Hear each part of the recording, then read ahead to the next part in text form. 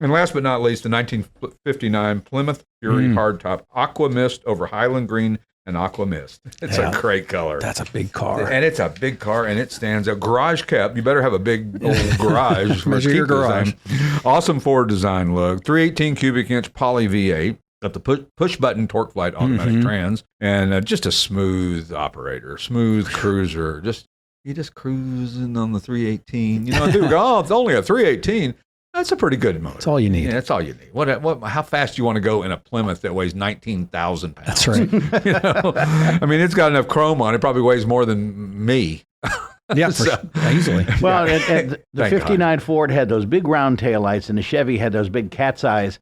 And this one was kind of a sleeper with a little smaller taillights, but it had a real interesting front end. Yeah, but that Aqua Mist really does it well. So when we return, we'll continue our conversation on the Classic Automall Show. We'll see you in a couple of minutes.